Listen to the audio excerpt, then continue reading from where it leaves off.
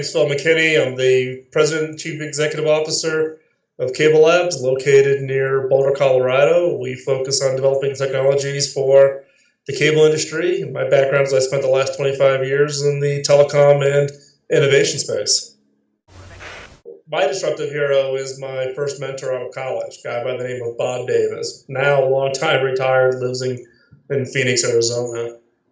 When I came out as a software engineer, but Bob was the one who really opened my eyes to say that you could have a much broader impact, both on your career, the businesses you're involved in, but also in your family life, beyond just becoming just deep in one area. So Bob actually did a shock and awe approach, where he actually put me into the field for 3 months as a sales rep carrying quota, moved me into the finance department. I did accounting. I worked in IT, did product development, made sales calls, was in marketing. So I basically did the entire functions through the whole process of the early stages of mentoring. And it was so impactful on me. It transitioned me from being just what I call an I person, really deep in one area, and turned me into a T person. I have my technical expertise, but it's that breadth and the ability to connect the dots. It isn't just about technology disruptions, but the ability to disrupt businesses and industries across a wide range of areas, not just tech, but also in the marketing and positioning and all the way into how do you structure the business from an organizational perspective. I ended up following Bob to 2 other companies. We stayed together for probably a dozen years before he retired, and I ended up doing my first set of startups in Silicon Valley, and then my career. What he brought out for me around the people skills, it is very much along the lines of needing to do that interaction and having that level of engagement. I do a lot of public speaking, as an example, today, and have for 25 years. That all started with Bob. He basically threw me into a situation where I had 150 people in an auditorium. He gave me an index card with 3 talking points and handed me the microphone, and sink or swim, go for it. And actually, I found that to be one of the key skills as far as if you've got a really great idea, something that's going to really be transformative, it isn't about the value of the idea. You can't even get out of the starting gate if you can't tell the story. If you can't communicate effectively to convince and bring people to your side of the idea, you'll never get out of the starting gate. It's just purely an idea. And ideas without execution are a hobby, and I'm not in the hobby business.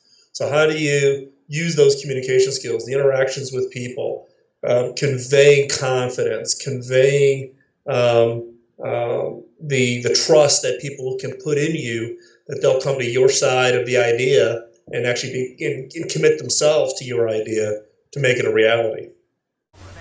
My most disruptive change that has had an impact on me, and one that I've actually hitched my career to, was the early days of the PCs. I grew up in the early mainframe days in college, but I was fortunate, age-wise and timing-wise, purely by luck, to catch really that first wave of the PCs, and really committed wholeheartedly. When you think about the disruption of having that old green screen sitting on your desk to now having the entire compute power, sitting on your desk, and an Apple II back in the early 80s was $3,000 and $82, but just the power that it brought and how it disrupted. I remember people in the accounting departments going out and spending their own money to go buy an Apple II to run VisiCalc spreadsheet, because it added so much productivity and totally changed how they did their day-to-day jobs.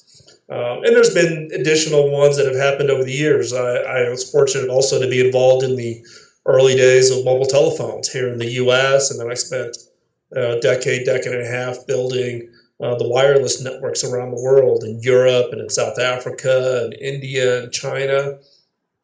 And when you think about the transformative change that mobile phones have had on people's lives, the biggest disruptive change that I'm struggling with, and I don't think it's exclusive to me, is really just around this whole issue of adoption and execution. Disruption is scary for a lot of people. And the struggle that I've had in my entire career, one that I struggle with every day is is this whole issue of disruption and the impact of change. People talk about change and want change and very supportive of change, but when you ask somebody, they go, "Yeah, I'm all for change." But when you say, "What is your real view of change?" They go, "Well, my view of change is I'm fine as long as you change. Then the world is perfect. You're the one that needs to change, not me." And part of this whole issue of disruption is getting people comfortable with the fact that change is happening, change is required. And it's really around, I get all enthusiastic and excited about new technologies, the work that we do here in our labs at Cable Labs, or previously my work when I was CTO at Hewlett Packard. Great ideas.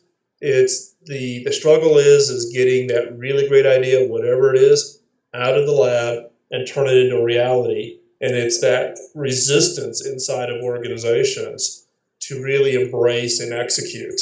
And then adopt that change. It's getting around the naysayers, I guess, is the one I struggle with. And it's one that, I always think it's going to get easy. It never gets easy.